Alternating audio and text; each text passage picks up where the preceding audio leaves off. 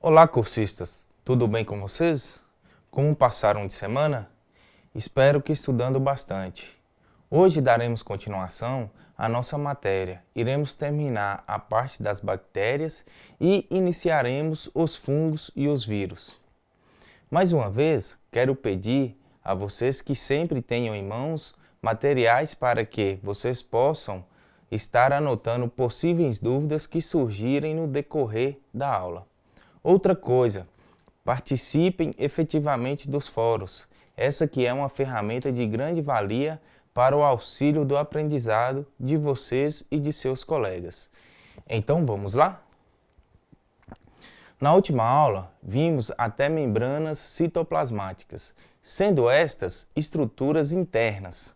Sabemos que a membrana se localiza imediatamente abaixo da parede celular, sendo o local onde ocorre a atividade enzimática e do transporte de moléculas para dentro e para fora da célula. É muito mais seletiva a passagem de substâncias externas que a parede celular. Veremos agora algumas estruturas externas à parede celular. Trabalharemos apenas com as mais importantes. Muitos autores acreditam que o glicocálice é uma região à parte da membrana. Porém, o mais correto é considerar essa porção como uma extensão dessa estrutura importante. Ele varia muito de célula para célula e forma uma espécie de emaranhado, uma vez que os glicídios que formam as glicoproteínas, glicolipídios e os proteoglicanos entrelaçam-se e formam uma espécie de camada protetora. Glicocálice significa revestimento de açúcar. É um envoltório externo à membrana plasmática que ajuda a proteger a superfície celular contra lesões mecânicas e químicas. É composto de moléculas de açúcares associados aos fosfolipídios e às proteínas dessa membrana. O glicocálice bacteriano é um polímero viscoso e gelatinoso que está situado externamente à parede celular. Na maioria dos casos, ele é produzido dentro da célula e excretado para a superfície celular. O glicocálice é descrito como uma cápsula. Em certas espécies, as cápsulas são importantes no potencial de produção de doenças da bactéria. As cápsulas frequentemente protegem as bactérias patogênicas da fagocitose, ou seja, morte pelas células do hospedeiro. Os flagelos e os cílios são estruturas citoplasmáticas anexas à membrana plasmática das células, tendo origem a partir do prolongamento dos centríolos, constituídos de proteínas motoras, as dineínas, formando um conjunto de microtúbulos. O comprimento é variado, sendo os cílios mais curtos e em maior quantidade na superfície da célula, enquanto os flagelos são mais longos e geralmente poucos numerosos. O flagelo significa chicote, longo apêndice filamentoso que serve para locomoção da célula. Se as projeções são poucas e longas em relação ao tamanho das células, são denominadas flagelos. A denominação flagelo significa chicote, longo apêndice filamentoso que serve para a locomoção. Se as projeções são poucas e longas em relação ao tamanho das células, são denominados flagelos.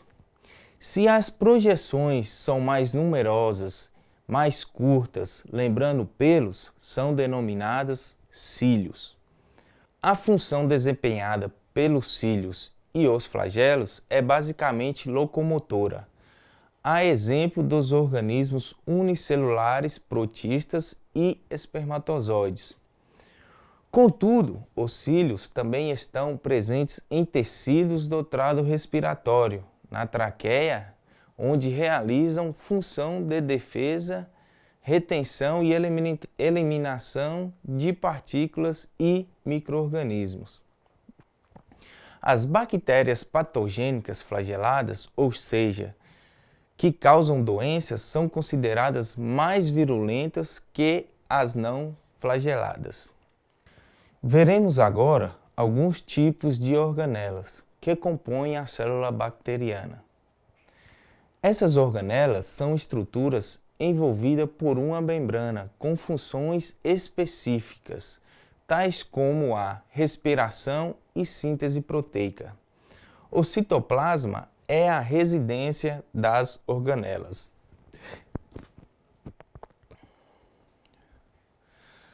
A área nuclear ou nucleoide contém uma única molécula circular longa de DNA de dupla fita ou cromossomo bacteriano. É a formação genética da célula que transporta toda a informação necessária para as estruturas e as funções celulares. Os seres procariotos não apresentam núcleo delimitado por membrana e ocupam uma porção próxima do centro da célula. Parece estar ligado ao sistema membrana citoplasmática mesossomo. Os ribossomos são grânulos livres imersos no hialoplasma das células procariontes e eucariontes, e também aderidos ao retículo endoplasmático, recebendo a denominação de retículo granular. Quando participam da síntese celular, essas estruturas permanecem agrupadas ao filamento de RNA mensageiro, formando os polissomos.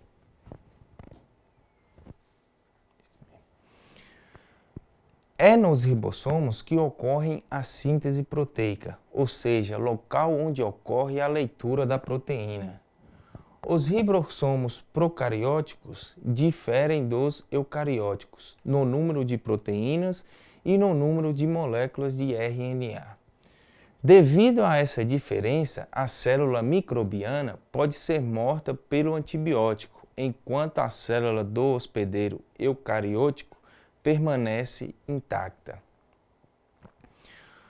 Algumas espécies de bactérias, quando submetidas a condições ambientais desfavoráveis, como escassez de nutrientes ou de água, são capazes de formar estruturas denominadas esporos ou endosporos, por um processo denominado de esporulação ou esporogênese. Um esporo resulta da desidratação da célula bacteriana e da formação de uma parede grossa e resistente em todo o citoplasma desidratado. Dessa forma, o esporo consegue suspender completamente a sua atividade metabólica, sobrevivendo a situações adversas, como o calor intenso e a falta d'água. Os esporos se formam dentro da célula bacteriana, chamada de endosporos. São exclusivos das bactérias. São células desidratadas altamente duráveis, com paredes espessas e camadas adicionais.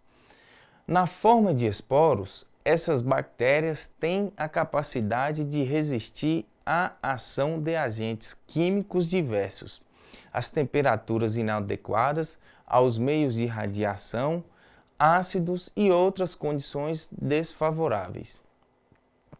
Os esporos bacterianos são muito relevantes para as áreas de medicina e indústria alimentícia, principalmente pelo fato de serem resistentes ao calor e à esterilização química, quando comparadas com células em estado vegetativo, podendo contaminar alimentos e, consequentemente, provocar doenças.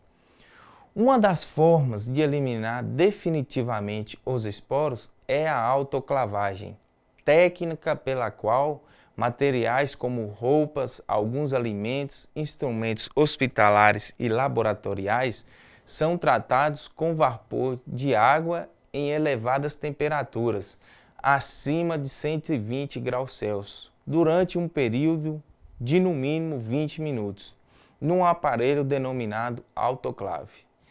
Materiais que não podem ser submetidos à autoclavagem, como alimentos e materiais que não resistem a altas temperaturas, podem ser esterilizados por meio da irradiação.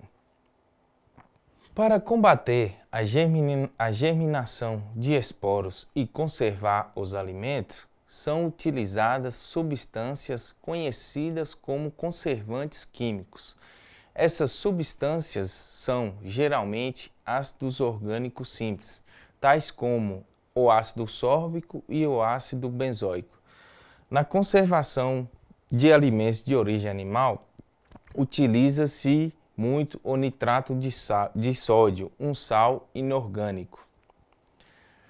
No rol das bactérias de interesse econômico, que formam esporos, pode-se mencionar o Bacilo anthracis, uma bactéria anaeróbia facultativa que causa a doença conhecida como antraz, que contamina criações bovinas, equinas e ovinos, podendo eventualmente ser transmitida também a seres humanos. Seus esporos podem permanecer durante anos nas pastagens, infectando o gado.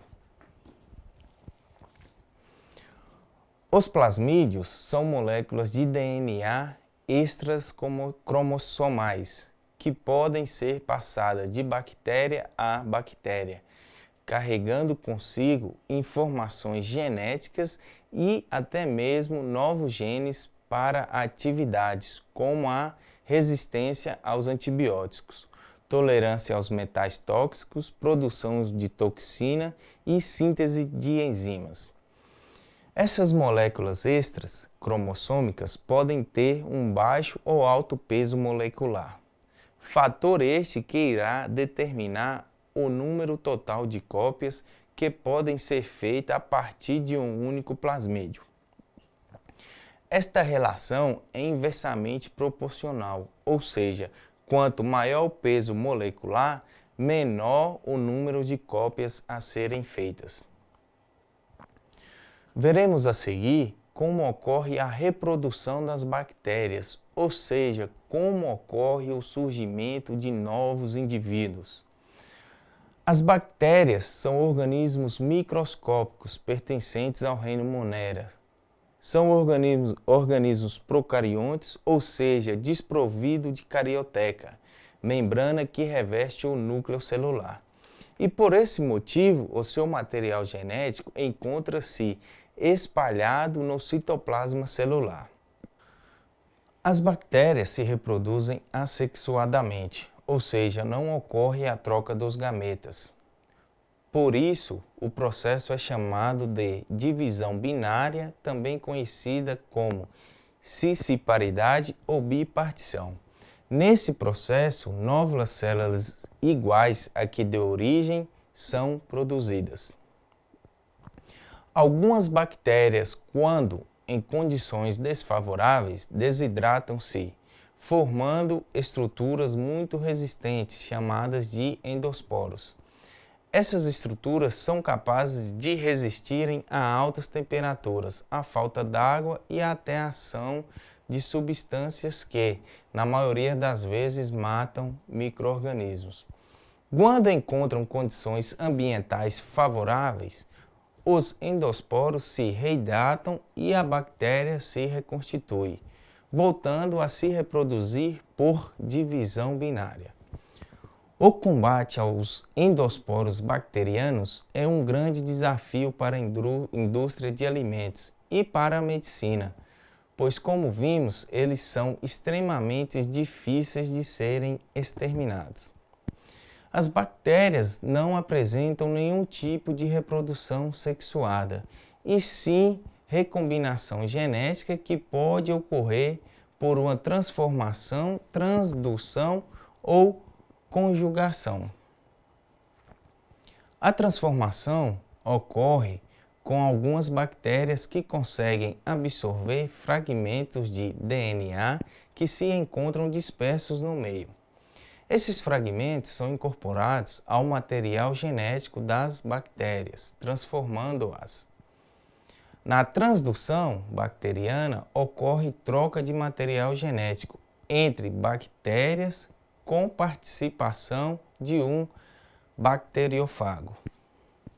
A divisão binária ocorre quando uma bactéria duplica o seu material genético e logo em seguida se divide, originando duas bactérias idênticas a ela. Uma bactéria, quando em condições ideais de temperaturas e nutrientes, leva aproximadamente 20 minutos para completar todo o processo de divisão. Agora imagine se a cada 20 minutos surgem duas novas bactérias, quantas bactérias surgirão em um período de 24 horas?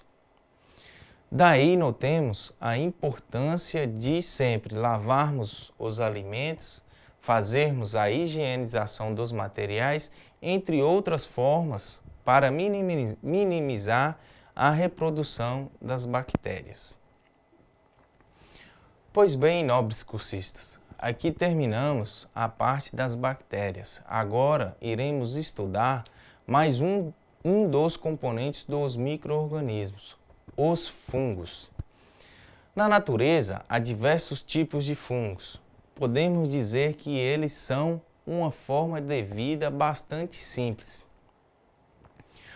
Com relações às diferenças, existem aqueles que são extremamente prejudiciais para a saúde do homem, causando inúmeras enfermidades e até as intoxicações. Encontramos também os que parasitam vegetais mortos e cadáveres de animais em decomposição.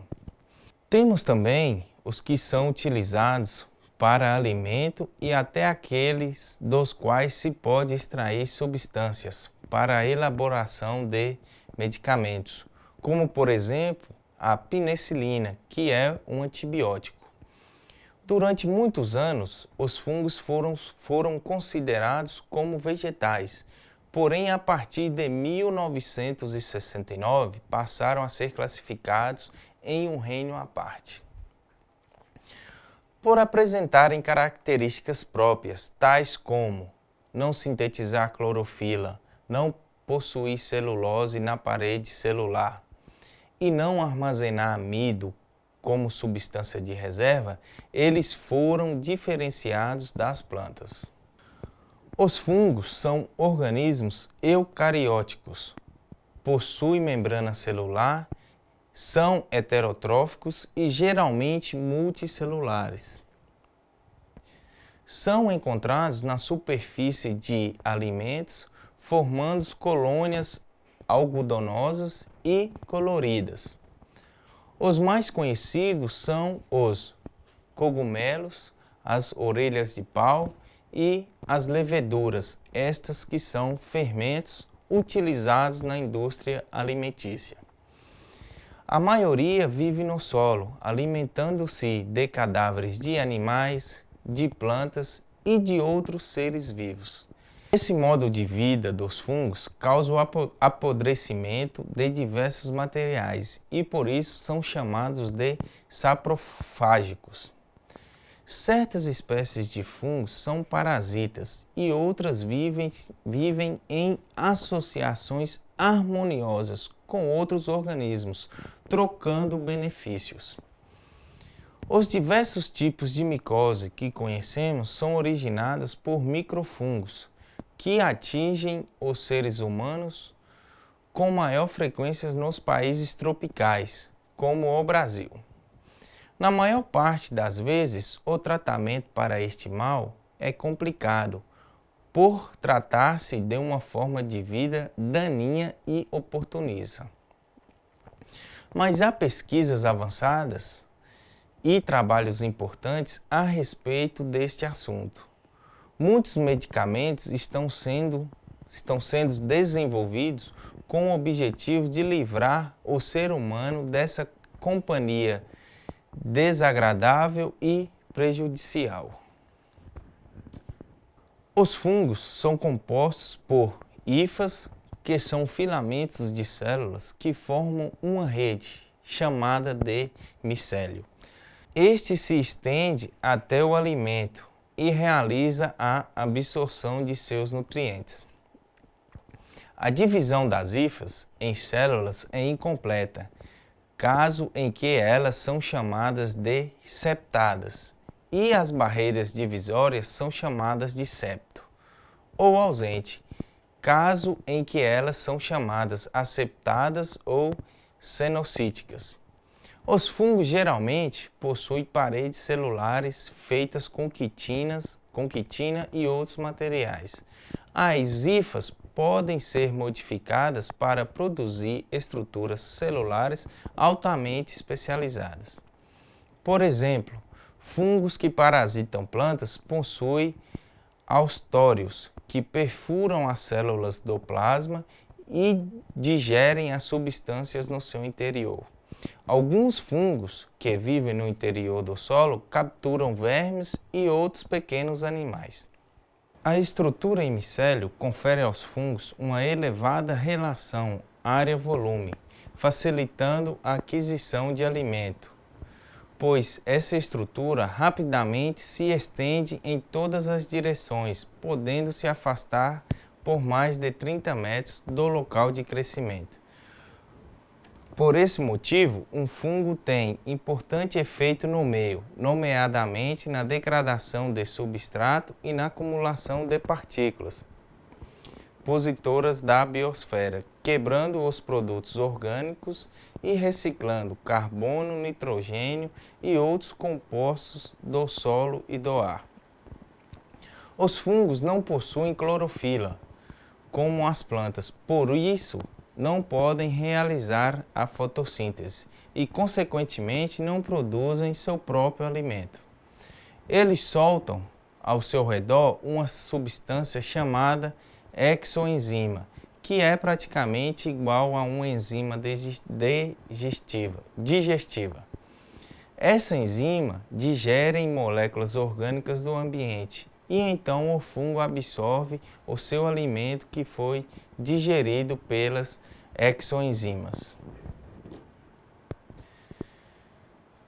Existem dois tipos de nichos ecológicos para os fungos: os decompositores e os parasitas. A diferença entre os dois é que os parasitas se fixam em organismos vivos, enquanto os decompositores se fixam em organismos mortos. Os parasitas ainda podem ser insectívoros ou eumintívoros, respectivamente comedores de inseto ou minhoca.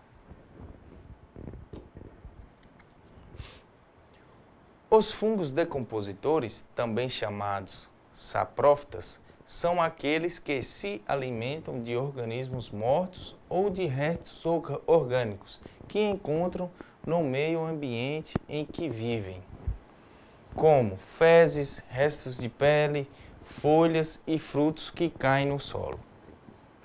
Os decompositores são as bactérias e os fungos. Os decompositores são assim chamados porque decompõem a matéria orgânica morta, transformando-a em matéria inorgânica simples. Essas substâncias simples são liberadas para o ambiente, podem ser reaproveitadas pelos organismos produtores. Por isso, os decompositores são responsáveis pela reciclagem da matéria na natureza, trabalho indispensável para a manutenção de vida na Terra. Pela definição de produtores, consumidores e decompositores, você percebe que um organismo vivo pode servir de alimento para o outro, transferindo-lhe a matéria e a energia que estavam acumulados em seu organismo. Essa transferência de matéria e energia de um ser. No entanto, esta capacidade de decomposição dos fungos pode ser um problema para o homem, pois existem fungos capazes de destruir as culturas, os alimentos, roupas e até certos tipos de plástico. A melhor maneira de proteger de fungos qualquer material é mantê-lo no meio o mais seco possível. Os fungos parasitas são aqueles que obtêm nutrientes de outros seres vivos, prejudicando-os. Muitas vezes, esses fungos causam doenças ou até mesmo a morte do ser vivo parasitado. Um exemplo de doença causada por um fungo parasita é chamada a pinta preta, que ocorre em plantações de banana, tomate e batata. Essa doença caracteriza-se pelo surgimento de manchas pretas nas folhas, nos caules e nos frutos dos vegetais. Os fungos predadores, esses estranhos fungos, capturam e alimentam-se de pequenos animais vivos que vivem no solo. As hifas desses fungos segregam substâncias anestésicas que imobilizam esses animais, após o que envolvem o seu corpo com micélio e o digerem.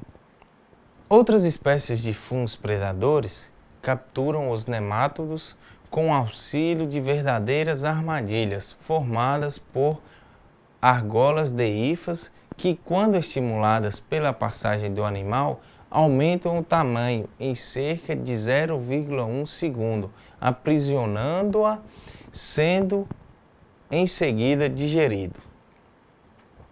Fungos simbiontes ou mutualísticos estabelecem relações simbióticas com os seres autotróficos, tornando-o mais eficiente na colonização de hábitats poucos hospitaleiros. São exemplos disso os líquens. Neste caso, as células autotróficas ficam protegidas por uma camada de hifas que formam quase uma epiderme.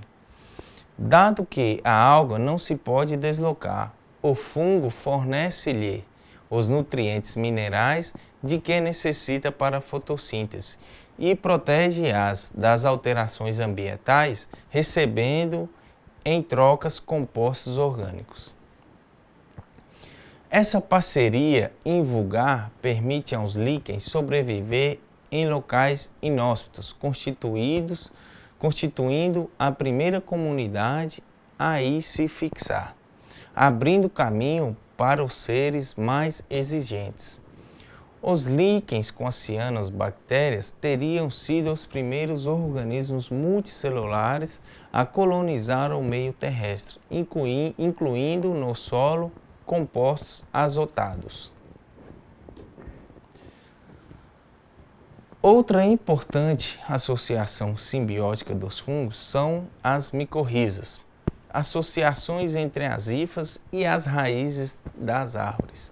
Calcula-se que cerca de 90% das árvores de grande porte tenham micorrizas, sendo inclusive encontradas no registro fóssil. Este fato leva aos cientistas a concluir que micorrizas podem ter tido um importante papel na colonização do meio terrestre pelas plantas.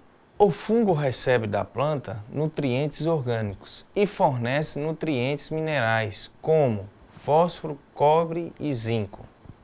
As micorrizas também ajudam na proteção das raízes contra infecções por parte de outros micro-organismos no solo. Os esporos são as estruturas reprodutivas dos fungos, constituindo a unidade propagativa da espécie, cuja função é semelhante à de uma semente, mas difere desta, pois não contém um embrião pré-formado. Os esporos são produzidos em ramificações especializadas ou tecidos do talo ou hifa, chamados de esporóforos, Estes, por sua vez, recebem denominações de acordo com a classe do organismo. Os esporos são comumente unicelulares, mas em muitas espécies podem ser divididos por septos formando células. Os esporos podem ser móveis ou imóveis, de paredes espessas ou finas, hialinas ou coloridas, com parede celular lisa ou ornamentada, às vezes com apêndice foliforme, simples ou ramificado.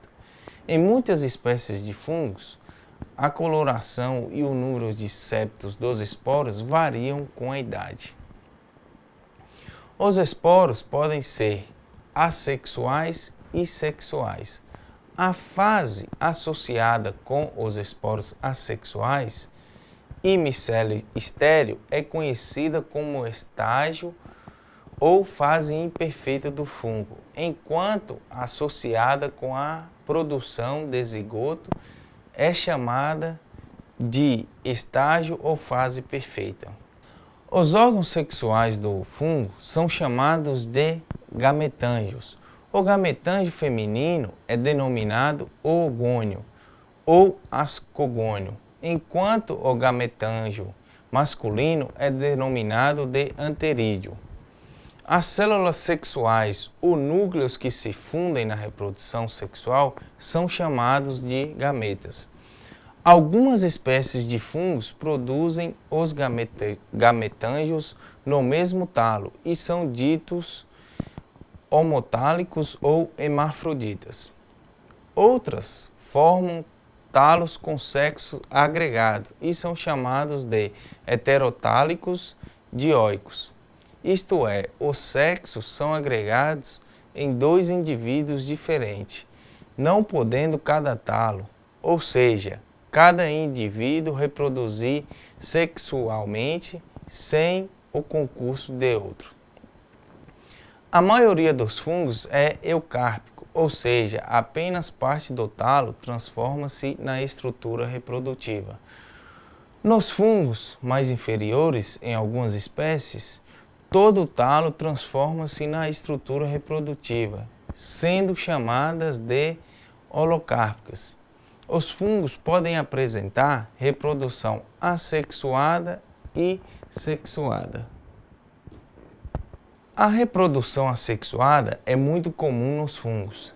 Esse tipo de reprodução ocorre através de fenômenos mitóticos de fragmentação do micélio, gemiparidade em fungos unicelulares, como as leveduras ou esporulação, o método mais usual em fungos multicelulares.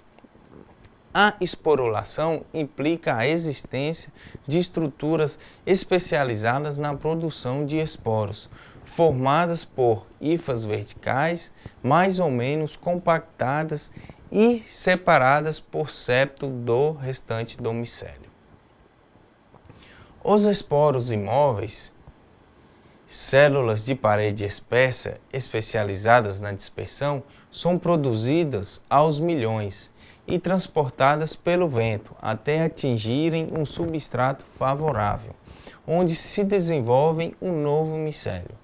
Esses esporos são geralmente libertados explosivamente e podem permanecer viáveis durante longos períodos de tempo. Existem, igualmente, esporos muciginosos de parede fina e envoltos por uma substância pegajosa que lhes permite aderir ao corpo de outros organismos que os espalham pelo meio. Já a reprodução sexuada, tal como sempre acontece, esse tipo de reprodução, devido ao elevado investimento que exige dos organismos, ocorre em condições desfavoráveis, apenas quando se pretende aumentar a variabilidade através da meiose. Nos fungos, predomina a haplofase, apenas existindo núcleos diploides em etapas da reprodução sexuada. A reprodução sexuada designa-se conjunção e ocorre entre dois micélios diferentes, estirpe mais estirpe. Duas hifas crescem em direção uma da outra, transportando um núcleo na sua extremidade. Quando estas se tocam, as paredes são dissolvidas por enzimas e formam-se septos, que isolam os núcleos na extremidade, originando o gametângios. A função dos núcleos, gametas, origina-se uma célula diploide, chamada de zigoto, que irá desenvolver uma espessa parede de proteção, o zigosporo. Em condições favoráveis, este esporo sexuado sofre meiose e origina-se um novo micélio. Os fungos são utilizados em diversas indústrias humanas, nomeadamente a panificação, cervejaria, farmacêutica e alimentar. No fábrico do pão, o gás carbônico produzido pela fermentação realizada pelo fungo Saccharomyces cerevisiae provoca o aumento do volume e a leveza, características do pão. No fábrico do queijo são usadas diversas espécies de fungos do gênero Penicillium, o qual também produzem o antibiótico penicilina. Outro importante antibiótico usado na atualidade é o ciclosporina. É uma droga maravilhosa, como foi designada. Essa substância foi isolada a partir de um fungo do solo, Tolipocladium inflatum, e reprime as reações imunológicas que causam a rejeição aos órgãos transplantados. Os fungos que servem diretamente de alimento, os cogumelos, podem ser cultivados ou selvagens, mas pode sempre existir grande cuidado na sua escolha, pois alguns são extremamente venenosos. Os cogumelos do gênero Agaricus, cultivados em estufas, são os mais vulgares na mesa humana, mas os mais apreciados são as trufas. Essas formam micorrizas e suas estruturas reprodutoras libertam um odor forte, atraindo insetos e vertebrados. Os fungos produzem também numerosos metabolitos utilizados pelas indústrias humanas, nomeadamente enzimas, ácidos, inseticidas e fungicidas. No entanto, apesar de todas essas associações vantajosas para o homem, os fungos podem provocar enormes devastações. Referia a cerca de 30 a 40% das culturas agrícolas anuais da Terra são destruídas por esses micro-organismos.